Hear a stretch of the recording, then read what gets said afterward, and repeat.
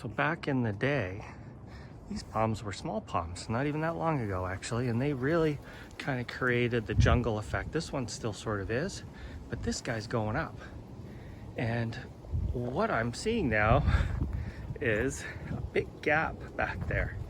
Look at that. So things are opening up. I have put in some plants, Livistona chinensis, which is, it's, we'll call it unreliable in this environment, slow growing. I do have a big rhodo back there and a fatsia, but there's a lot of real estate. So once these palms, which they are starting to drop their lower fronds, when they open up, I'm just going to be staring at kind of this empty spot. And back in the day, even a year or two ago, I couldn't see back there. So I got something real special. I'm planting back there that's going to give me that real jungle look. It's one of my favorite plants. I only have one. I saw them earlier this year. I really wanted to buy one, and you know what? I decided to go back and get one. So I'll show you what it is in a minute here. All right, boys and girls, can you guess what this is? This is quite a small one, but it's one of the only ones I've seen, and it's probably the biggest one I've seen in many, many years. Another Schefflera taiwaniana. I love this plant. One of the most tropical looking plants you will ever find. This is the winged, I call it the winged phoenix. Hardy Schefflera. Monrovia. I haven't even looked at this to see what this said. Doesn't say much. Zone 7 to 10. I mean, I know how to grow these. I picked this one because it's kind of the biggest overall. It's got a couple of trunks. You can kind of see that new growth coming off the sides.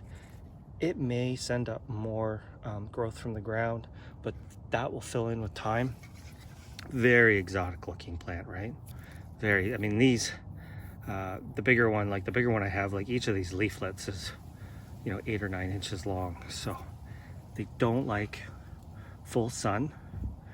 I would say probably part sun is your best situation for them. Mine is kind of in a weird spot. It gets a lot of shade.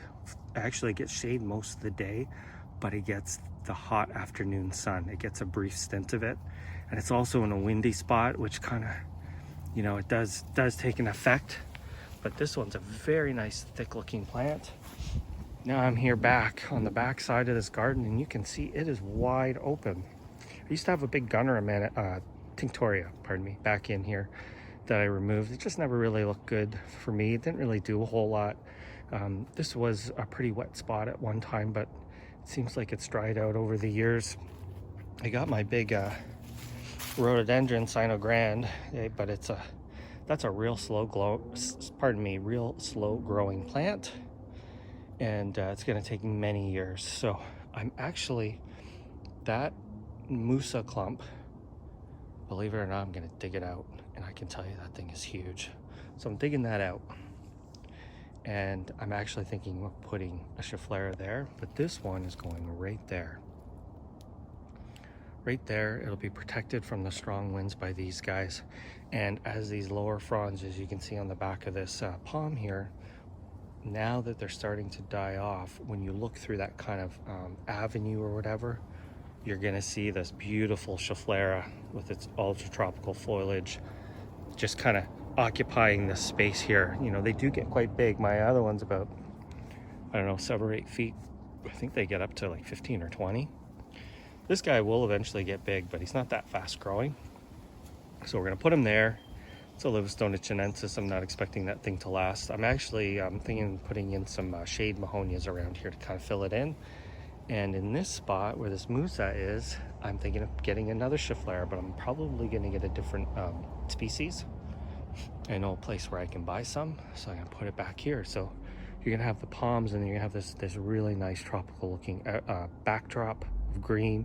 And then in front of that, I will start, kind of in this zone here, I'm thinking of putting in some mahonias, soft caress, something like that enjoys the shade. And they will kind of in front, at the very front is the holly fern. So I'll have stacked layers of greenery, and then the big palms coming up in the middle. So that is the plan. I'm gonna put it there. I know for a fact this will not be a difficult day because I've dug here many times. So in it goes. Long video, but just kind of explain to you my rationale why I'm doing things, and you can kind of see the progression as things go on. And I do find that these Scheffleras actually do grow at a pretty reasonable pace. They will grow a few feet a year. I would say about 3 feet a year, two to three. So within about 3 years, it will be easily as tall as this Fatsia, which is about my height. So anyway, I'm gonna get to it and I'll show you when it's all in there. Here we are in our new home. Give it a real nice spot here, right against the rock wall. Gonna give you a quick overhead. I'm gonna hop down here. Sorry, not trying to make you guys dizzy, but there it is. It's growing at the base of the rock wall. What a beauty. That thing's gonna look fantastic in a couple years' time. This is the job I'm really afraid of, but let's enjoy that Schefflera while we're here. Isn't that gorgeous? This is really gonna look amazing from in my yard there. I'm really happy with this thing. That's why I want to get another one here, but maybe something a little bit different, just to give a little bit of spice. Let's say kind of in that low point right there at the back of that Bajou. That's where I'm going to put the next one. Complete the jungle effect. Thanks for watching.